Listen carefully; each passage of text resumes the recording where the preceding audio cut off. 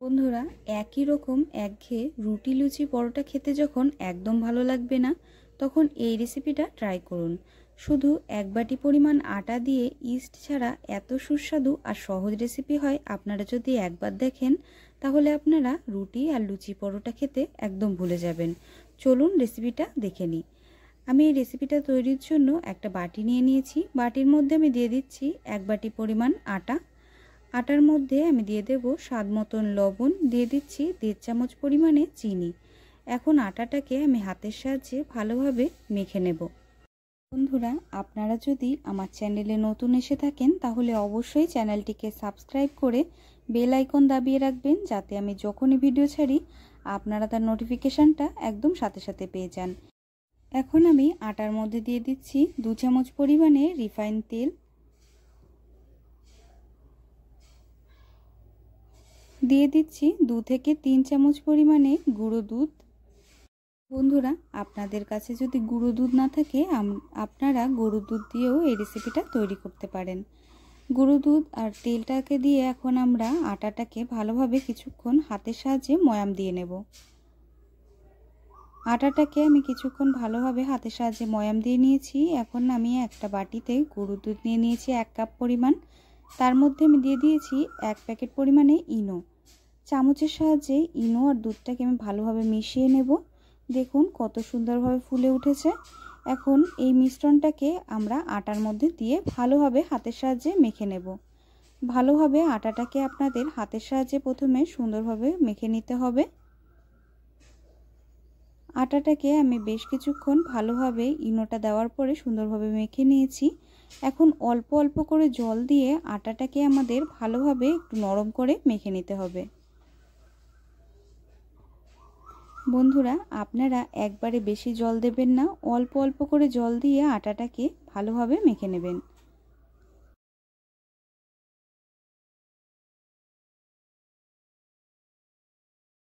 দেখুন বন্ধুরা, আমি আটাটাকে ভালোভাবে হাতের সাহায্যে মেখে নিয়েছি। ঠিক এই রকমভাবে আপনাদের আটাটাকে একটু নরম করে মেখে নিতে হবে। এখন আমি আটার উপরে অল্প করে রিফাইন তেল মেখে রাখবো। রিফাইন তেলটা উপর থেকে ভালোভাবে মেখে নেওয়ার পরে আমরা আটাটাকে একটা প্লাস্টিকের মধ্যে মুড়ে কিছুক্ষণ ঢেকে রেখে দেব। দেখুন বন্ধুরা, আমি একটা প্লাস্টিকের পলিথিন নিয়ে নিয়েছি। পলিথিনটাকে দিয়ে ভালোভাবে আমরা আটাটাকে ঢেকে রেখে দেব কিছুক্ষণ। উপর থেকে একটা ঢাকনা দিয়ে আমি ঢাকা দিয়ে দিচ্ছি। আমি 5 থেকে 10 মিনিট পর্যন্ত আটাটাকে এইরকমভাবে ঢেকে রেখে দেব। দেখুন বন্ধুরা, আটাটা কতটা ফুলে উঠেছে। আমি 5 থেকে 10 মিনিট আটাটাকে ঠিক এইরকমভাবে ঢেকে রেখে দিয়েছিলাম। কত সুন্দরভাবে ফুলে উঠেছে আপনারা দেখতেই পাচ্ছেন। এখন আটাটাকে আমাদের কিছুক্ষণ ভালোভাবে মেখে নিতে হবে। তার জন্য আমি বাটির থেকে প্রথমে ভালোভাবে আটাটাকে ছাড়িয়ে নিচ্ছি। এখন রুটি বেলা পিঁড়ির ওপরে অল্প সামান্য পরিমাণে আটা অথবা ময়দা ছড়িয়ে আপনারা ভালোভাবে হাতের সাহায্যে কিছুক্ষণ আটাটাকে সুন্দরভাবে মেখে নেবেন। দেখুন বন্ধুরা, আমি মেখে নিয়েছি আটাটাকে। এবার আমি চাকুর সাহায্যে ছোট ছোট করে কেটে নিচ্ছি। খুব বেশি ছোট করে কাটার কোনো প্রয়োজন নেই বন্ধুরা, কারণ এই রুটিগুলো একটু মোটা মোটা হবে, তার জন্য একটু মোটা করেই আপনারা কেটে নিতে পারেন।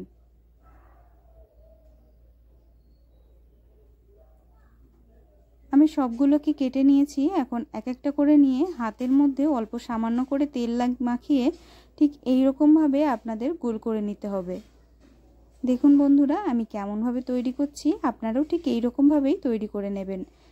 বন্ধুরা, থালার উপরে আমি একটা বাটার পেপার দিয়ে দিয়েছি। তার উপরে আমরা যে আটার গোল্লাটা তৈরি করেছি সেটা রেখে দেব। একই রকমভাবে আমি সবগুলোকে তৈরি করে ঢেকে রেখে দিয়েছি। আপনারা এমনি প্লেটে রাখলে একটু তেল মাখিয়ে রাখতে পারেন, তবে বাটার পেপারে রাখলেই সবথেকে ভালো, তাহলে লেগে যাওয়ার ভয় থাকবে না। আমি কড়াইটা গ্যাসের ওপরে বসিয়ে কড়াইতে দিয়ে দিয়েছি সাদা তেল। এখন দেখুন, আমরা যেই আটার গোল্লাগুলো তৈরি করেছিলাম সেইগুলোকে আমি বাটার পেপারের ওপরেই চেপে চেপে হাত দিয়ে গোল করে নিচ্ছি। একদম রুটির মতন করে আপনাদের তৈরি করে নিতে হবে, তবে খুব বেশি পাতলা করা যাবে না।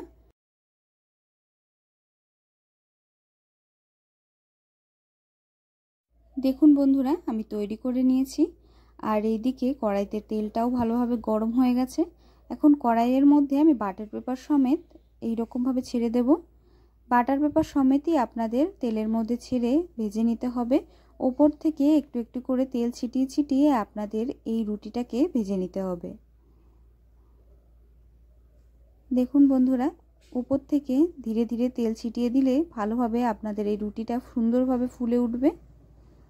আর যখন এপিট ওপিট ভালোভাবে ভাজা হয়ে যাবে তখন আপনারা বাটার পেপারটাকেও সহজে ছাড়িয়ে নিতে পারবেন।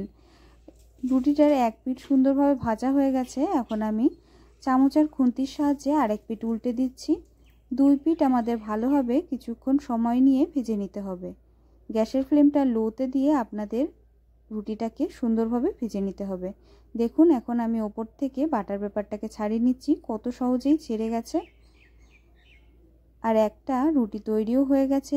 খুব সহজে এই রুটিগুলো তৈরি হয়ে যায়, খেতে কিন্তু দুর্দান্ত লাগে বন্ধুরা।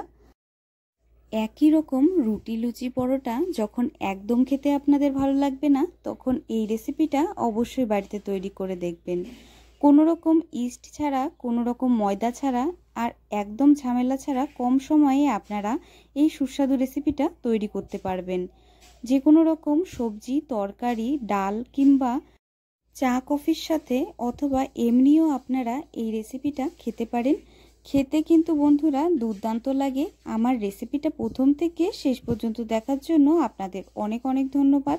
আপনারা সবাই খুব ভালো থাকবেন, সুস্থ থাকবেন। দেখা হবে পরের ভিডিওতে নতুন রেসিপি নিয়ে।